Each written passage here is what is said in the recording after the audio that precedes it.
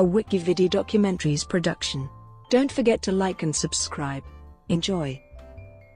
Death Wish, 1974 film. Death Wish is a 1974 American vigilante action film, loosely based on the 1972 novel of the same title by Brian Garfield.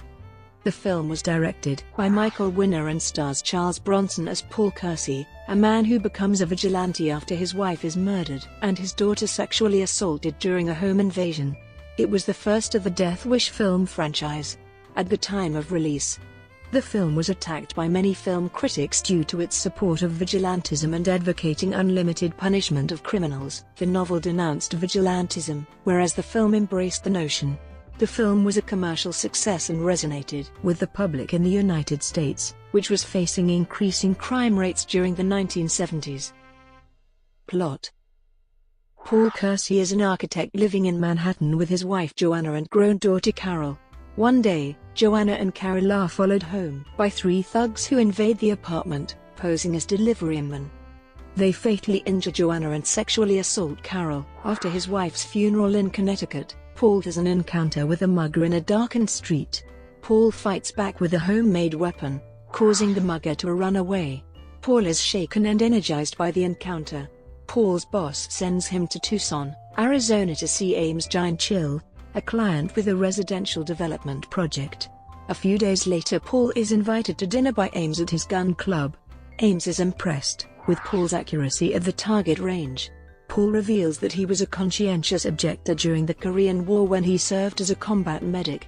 He had been taught to handle firearms by his father, a hunter, but after he was killed in a hunting accident, Paul swore never to use guns again. Ames drives Paul back to the Tucson airport and presents Paul with a gift for his work on the development, which he places into Paul's checked luggage.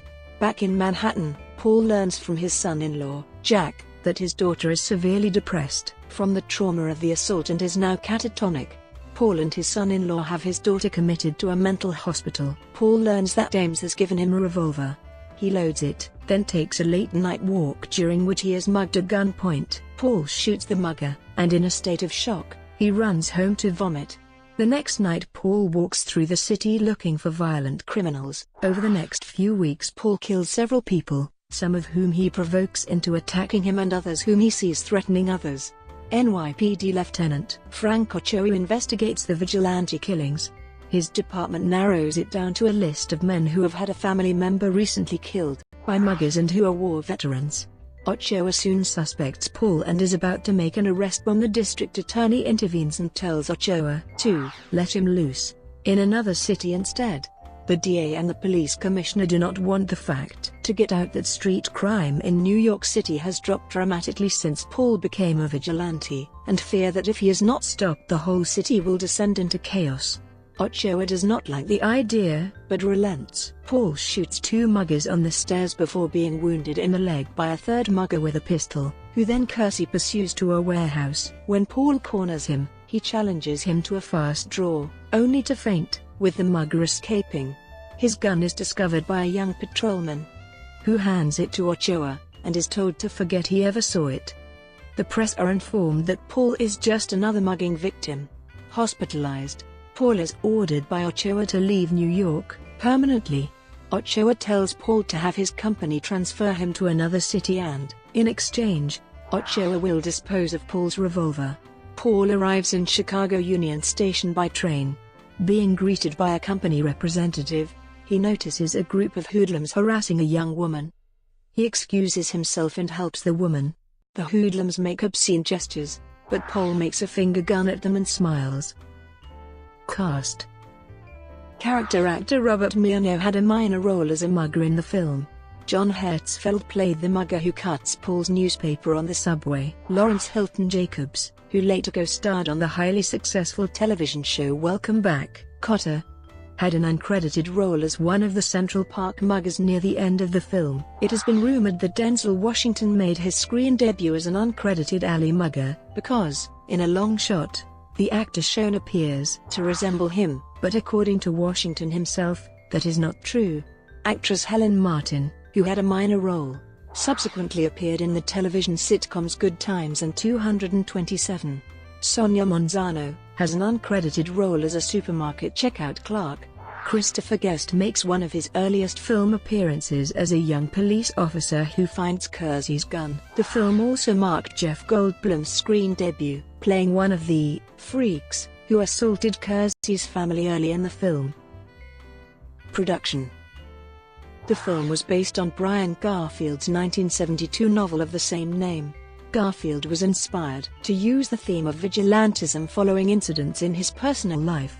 In one incident, his wife's purse was stolen. In another, his car was vandalized. His initial thought each time was that he could kill the son of a bitch responsible. He later considered that these were primitive thoughts, contemplated in an unguarded moment. He then thought of writing a novel about a man who entered this way of thinking in a moment of rage and then never emerged from it. The original novel received favorable reviews, but was not a bestseller.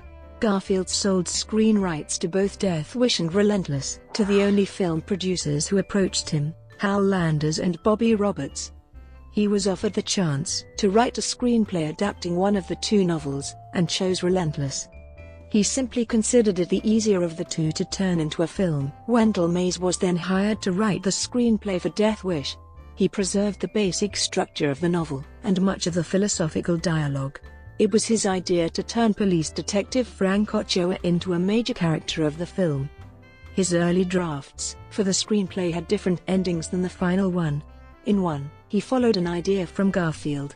The vigilante confronts the three thugs who attacked his family and ends up dead at their hands. Ochoa discovers the dead man's weapon, and considers following in his footsteps. In another, the vigilante is wounded and rushed to a hospital. His fate is left ambiguous. Meanwhile, Ochoa has found the weapon and struggles with the decision to use it. His decision is left unclear. Originally, Sidney Lumet was to have directed Jack Lemmon as Paul and Henry Fonda as Ochoa. Lumet bowed out of the project to direct Serpico, requiring a search for another director. Several were considered. United Artists eventually chose Michael Winner, due to his track record of gritty, violent action films. The examples of his work considered included The Mechanic, Scorpio, and The Stone Killer.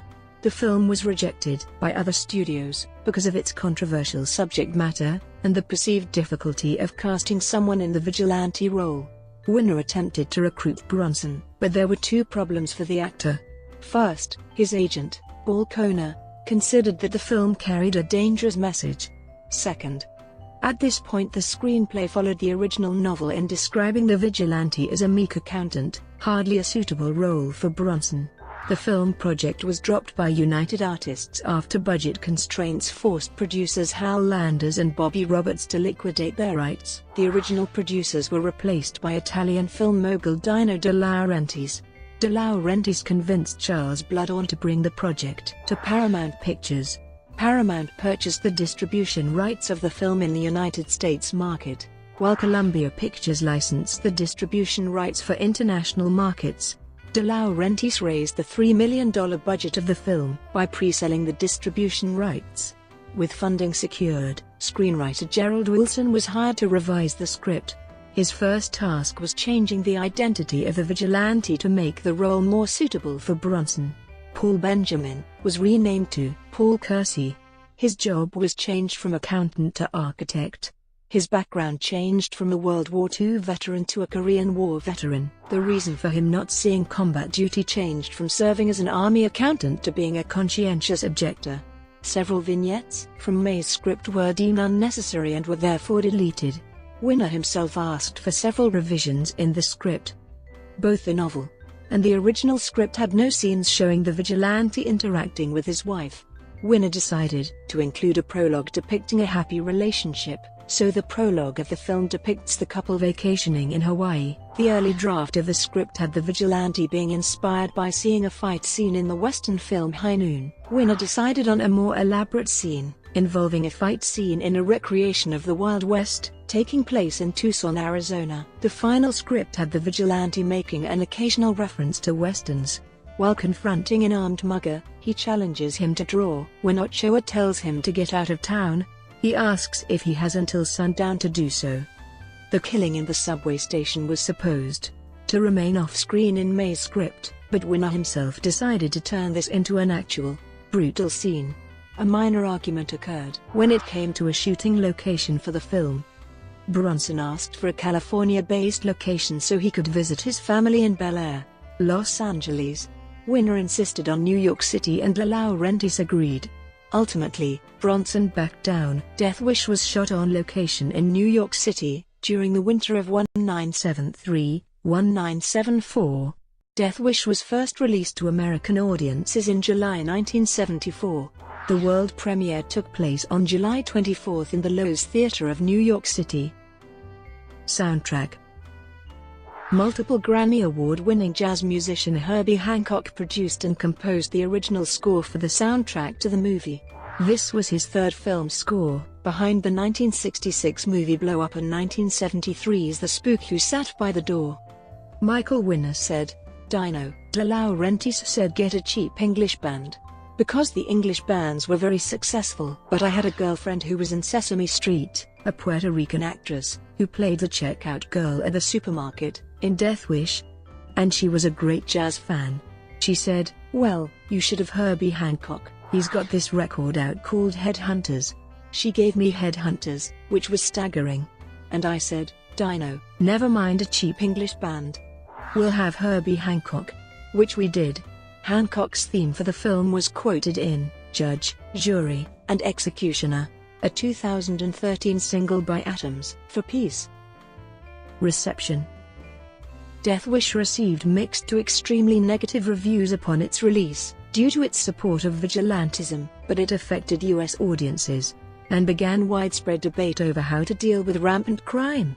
The film's graphic violence, particularly the brutal rape scene of Kersey's daughter, as well as the explicit portrayal of Kersey's premeditated slayings, was considered exploitative, but realistic in the context of an urban U.S. atmosphere of rising crime rates.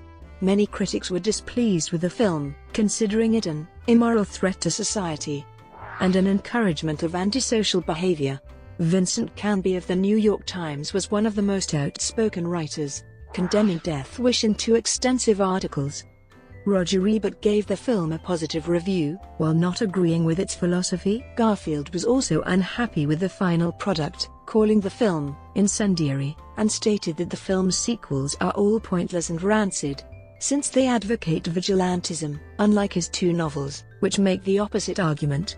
The film led him to write a follow-up titled Death Sentence, which was published a year after the film's release. In later years, the film would be liked for its disturbing, serious view of one man's violent war on crime. Bronson defended the film. He felt it was intended to be a commentary on violence and was meant to attack violence, not romanticize it. Many critics rate the original film higher than the sequels, which were more exploitative and contrived. The film is recognized by American Film Institute in these lists. Impact and influence. Death Wish was a watershed for Bronson, who was 53 years old at the time, and who was then better known in Europe and Asia for his role in The Great Escape.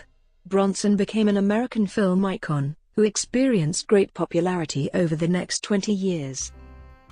Home media. The film was first released on VHS and Laserdisc in 1980. It was later released on DVD in 2001 and 2006. Currently, the VHS, Laserdisc, and DVDs are out of print. A 40th anniversary edition was released on Blu-ray in 2014. Remake. In March 2016, Paramount and MGM announced that Terence Shales and Navid Papushado would direct a remake starring Bruce Willis. In May, Shales and Papushado quit the project after the studio failed to allow their script rewrites. In June, Eli Roth signed on to direct, and the film is scheduled for a March 2018 release. Brought to you by WikiVidi Documentaries. Would you like to know more?